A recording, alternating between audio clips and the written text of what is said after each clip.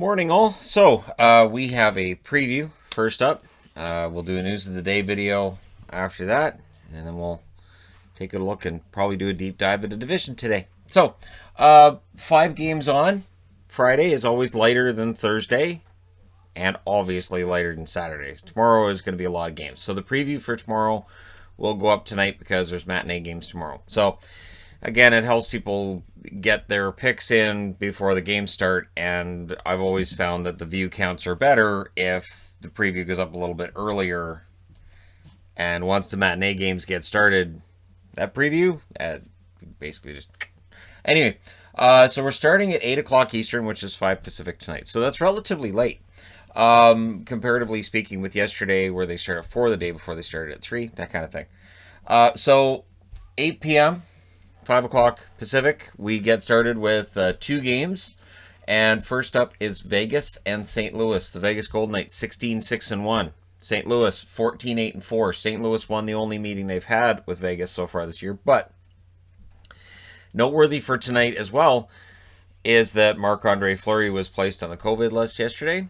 And so we'll see how things go for Vegas tonight. Who's going to save the day now? And the thing with Vegas is there will always be somebody else to save the day.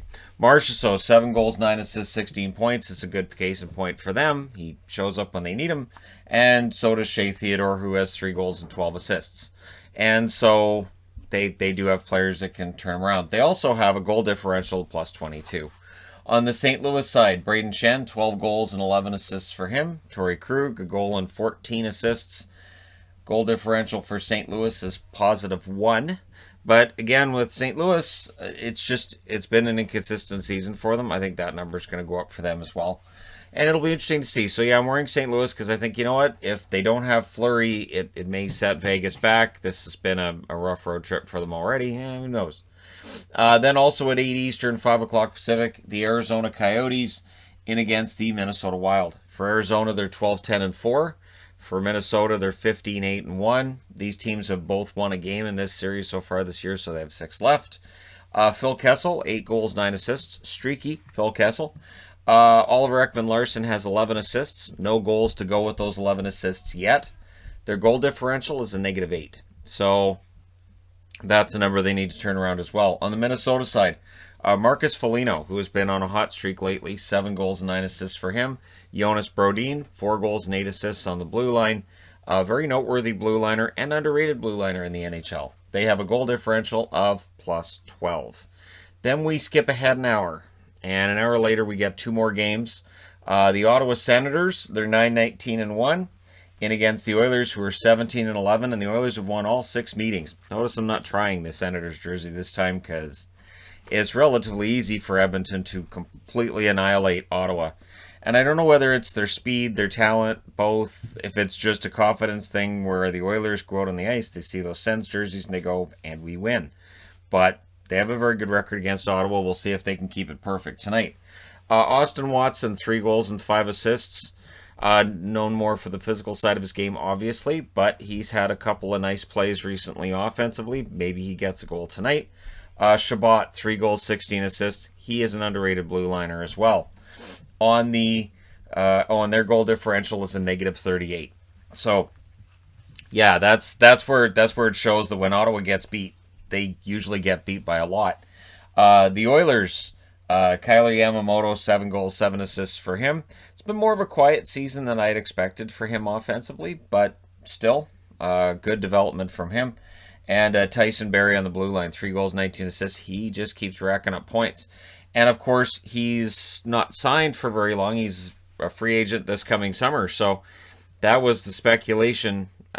And this is how I saw it was signed for a year in Edmonton, get a bunch of points playing with McDavid and Draisaitl, and then you can up your price next summer on the free agent market. They have a goal differential of positive 10. So they've scored 10 more than they've allowed. 9 Eastern, 6 Pacific will also see the LA Kings in against the Colorado Avalanche. So Colorado escapes Arizona with the Arizona series with themselves still firmly entrenched in the playoffs, but they're the one team in the West that's in that top 4 that yeah, they've had some underwhelming moments. And for LA, they'll see if they can maybe turn this in their favor. Both teams have won a game in this series so far. Kopitar, a huge part of any win that the Kings are going to get. 7 goals, 24 assists for 31 points. And Matt Roy, 6 assists for him on the blue line. I like Roy. One thing that always gets me is it seems like the Kings and the Vegas Golden Knights are always on the board at the same time. Vegas has Nick Roy. LA has Matt Roy. No difference in spelling, of course, so I have to remember always Roy. So if you ever see a hesitation before I say it, it's because I'm trying. Okay, that's Roy. That one's Raw. +6 in goal differential for LA, so they do have a positive goal differential. That's a good thing. Brandon Saad, 9 goals, 6 assists for Colorado. Been heating up recently. Devon Taves, 4 goals and 8 assists for a team that is a positive 13 in their goal differential.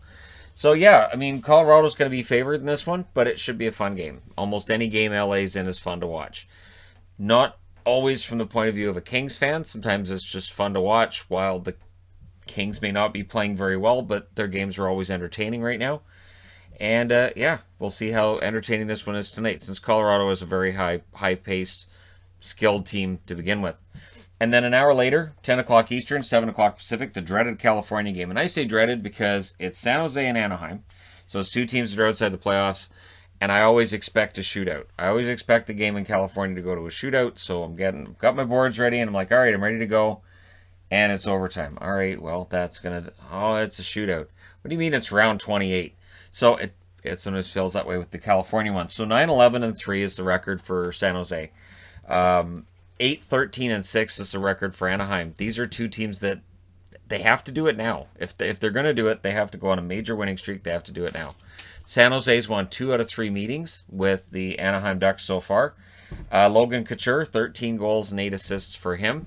He's been, again, their leader in every possible way. Mario Ferraro has no goals yet to go with 6 assists. They are negative 22 in their goal differential. They've allowed 22 more goals than they've scored. On the Anaheim side, Rickard Rakell, 6 goals, 13 assists.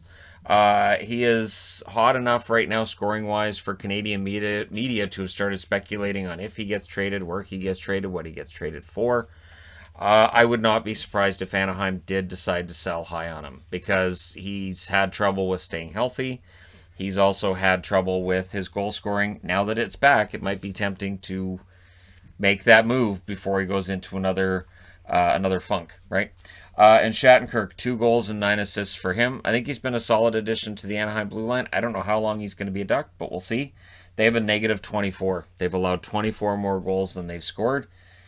That's a problem for them. But, yeah, overall, it should be a fun night. Let me know your picks in the comment section below, as always. As I said, tomorrow's a busy day. We have 12 games tomorrow. That almost completely fills the board. And it's going to get even busier after that. I think next Saturday. I think it's 14 games next Saturday. And there's only the one game that's like an early matinee on Saturday's slate. So it's going to be a busy night for me in general. But again, I'm kind of getting used to it. And hey, let me know your thoughts in the comment section below. Don't forget to hit like and subscribe if you're browsing your way through. You just happened upon this video. Thank you guys so much for watching, for all your support. I will talk to you again soon.